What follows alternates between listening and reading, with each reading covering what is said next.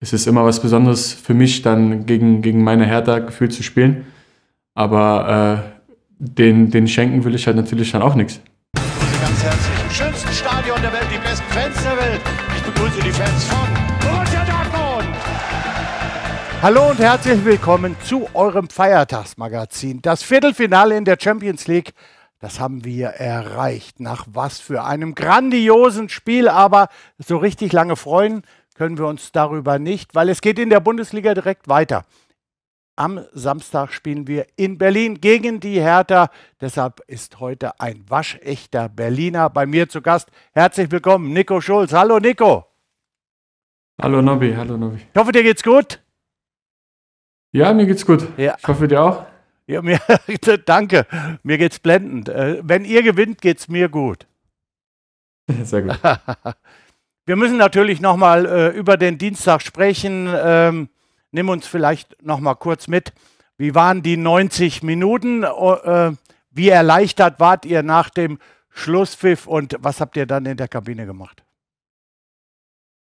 Es war ein harter Kampf. Wir waren darauf vorbereitet, dass Sevilla herkommt und alles geben wird. Und ja, dementsprechend sind wir in das Spiel reingegangen. Klar, wir hätten ein bisschen schöner spielen können, sage ich mal, ne? Mit ein bisschen mehr den Ball haben können. Aber ja, am Ende haben wir dann das 1-0 gemacht, was uns natürlich dann auch gut getan hat.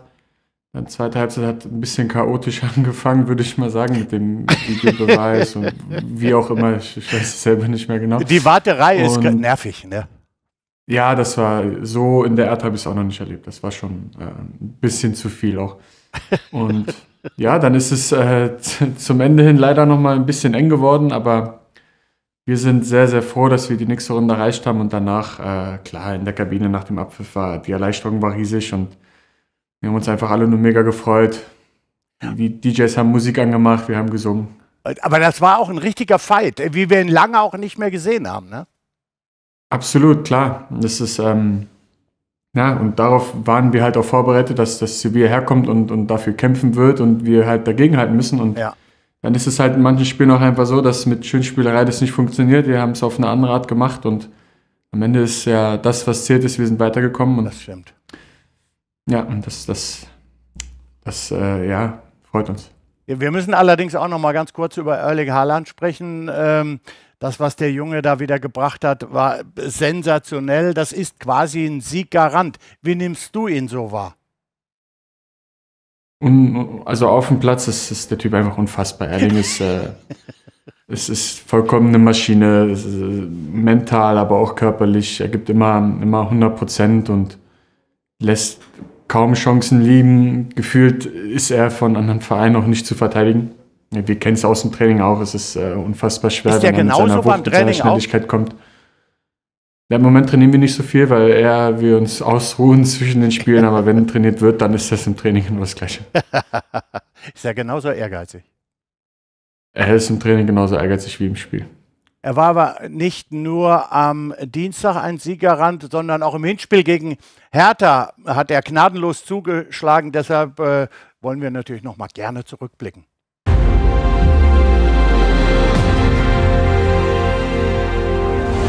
In die Mitte und da ist das Tor! Ausgleich! 47. Minute! Erling Haaland! Wow! Haaland. The flag has stayed down. It's Erling Haaland at the double for Borussia Dortmund.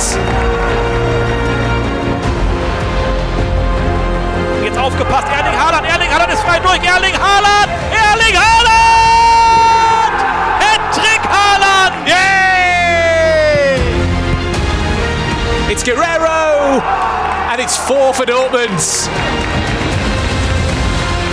Rainer, Bellingham, back to Haaland, Erling Haaland! Das ist unglaublich!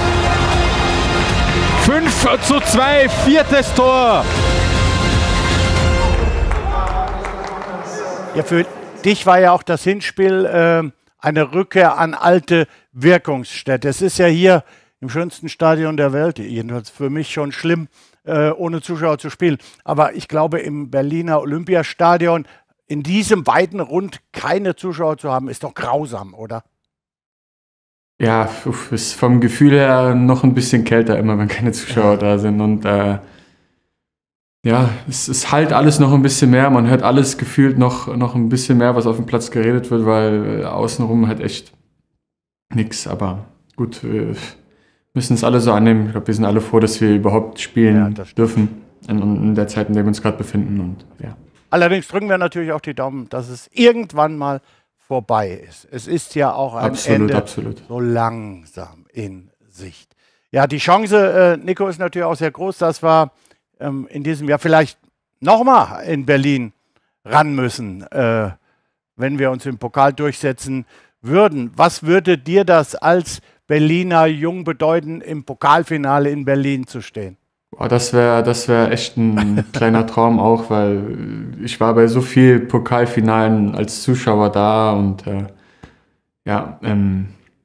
dann in meiner Stadt einen Titel zu gewinnen mit dem BVB, das wäre so, glaube ich, mit das Größte, was ich glaube bis jetzt erlebt habe. Und ja, wir haben noch das Halbfinale vor der Brust, was nicht einfach. Ja, wir natürlich dann gewinnen wollen. Aber klar ist, dass wir den Titel auf jeden Fall holen wollen. Ja. Du hast übrigens seit deinem Abgang aus Berlin von der Hertha nicht mehr gegen sie verloren. Bist du besonders motiviert oder ist das schon zu lange her, wenn du gegen die Hertha spielst? Oh, das ist eine sehr gute Frage, aber die Statistik gefällt mir natürlich. So, ich hoffe, dass das so weitergeht. Ob ich besonders motiviert bin,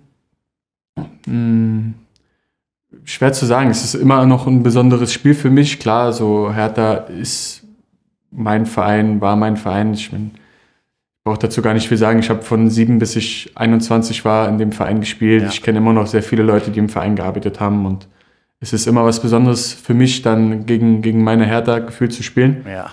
Aber den schenken will ich halt natürlich dann auch nichts. Nein. Es ist aber auch ein Wiedersehen mit Pal Dardai. Du hast ein halbes Jahr unter ihm gespielt. Vielleicht kannst du unseren Zuschauern mal sagen, was ist das für ein Typ? Er ist ja jetzt wieder Cheftrainer. Und vor allen Dingen, wie wird er die Mannschaft morgen einstellen auf Borussia Dortmund? Also wenn ich mich nicht täusche, kenne ich Pal sogar noch als Spieler. In meiner ersten, war seine letzte Saison, haben wir eigentlich ja noch zusammen gespielt.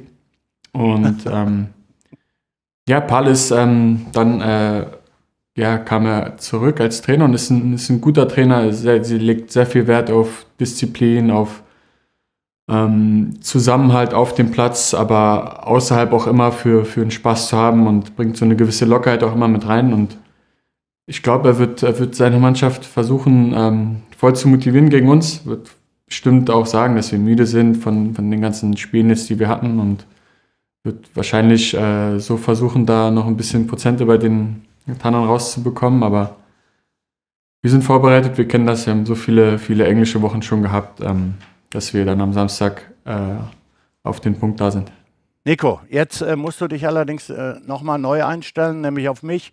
Es gibt den Zweikampf, Nobby Dickel gegen Nico Schulz. Vielleicht nochmal ganz kurz zurückgeblickt auf letzte Woche. Ich habe gegen Marvin Hitz gespielt und es sah nach 0,9 Minuten so aus, als würde Marvin mit all seinen Tipps richtig liegen, aber am Ende gab es nur ein Pünktchen und zwar eins für mich. Deshalb steht es jetzt 57:35.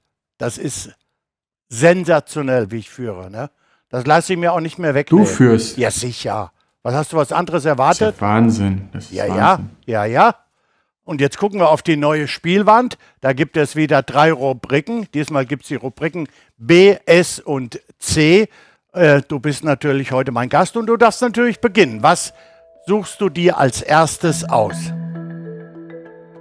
Als erstes suche ich mir aus, Berliner Gäste bleiben ohne Torerfolg. Okay, also, dann sage ich, Schulz sammelt Scorerpunkt. Ich vertraue dir einfach, Nico. Das gefällt mir, das ist gut. Ich glaube, hätte ich wahrscheinlich auch noch genommen. Ja, aber jetzt kannst du jetzt nicht mehr. Ja, weiß ich. Okay. Gut, da ich eine Vorlage auf Erling machen werde, nehme ich Stürmer Haaland trifft mindestens doppelt. Gut. Ja gut, C, dass in der Halbzeit gewechselt wird, glaube ich auch. Das ist mein zweiter Tipp. Und jetzt noch jeder einmal. Ich nehme... Ich hoffe nochmal sicher. Nee, ich sag Bellingham sammelt Scorerpunkte. Ja, du willst Punkte machen, ne? Ja klar, muss. Du führst ja nicht mal mit klar. wenig Punkten. Und dann gehe ich auch ins Risiko gegangen werden. und ich sag, Can sammelt Scorerpunkte. Also haben wir die ganzen Dreier sind weg. 2 habe ich, einen hast du. Ich drücke uns beiden die Daumen, wobei mir ein bisschen mehr. Also wir schauen mal, was da passiert. Noch abschließend, Nico, zu dir persönlich. Du bist in Berlin aufgewachsen und durch die Hertha-Jugend gegangen bis hin zu den Profis. Seit knapp 6 Jahren bist du allerdings nicht mehr in Berlin, sportlich zu Hause. Was vermisst du nach 6 Jahren besonders? Also was vermisst du aus Berlin? Aus Berlin. Ich vermisse in erster Linie natürlich meine Familie, die alle noch in Berlin leben. Und dann darüber hinaus so, das fehlt mir auch so ein bisschen das Großstadtfeeling. Ja? So, das hatte ich jetzt, ja, das fehlt mir ab und zu dann auch schon so ein bisschen, muss ich sagen. Aber Dortmund ist doch die 6. größte Stadt Deutschlands. Ja, gut, seit ich hier bin, ist fast die ganze Zeit alles geschlossen, deswegen ist im Moment. Aber jetzt muss ich dich noch was fragen, wenn du mal hier bist. Berliner Currywurst oder Dortmunder Currywurst? Berliner Currywurst. Ja, aber das sagen alle Berliner und die haben wirklich keine Ahnung von der Currywurst. Ich habe ja mal eine Bude gehabt. Ja, dann müssen wir mal zusammen Currywurst essen gehen in Dortmund. Ja, ich such's aus. Machen wir. Wunderbar. Ja, war ich bis jetzt noch nicht, deswegen muss ich jetzt die Berliner Currywurst sagen. Okay, ich spare und dann gehen wir los, ne? Wunderbar.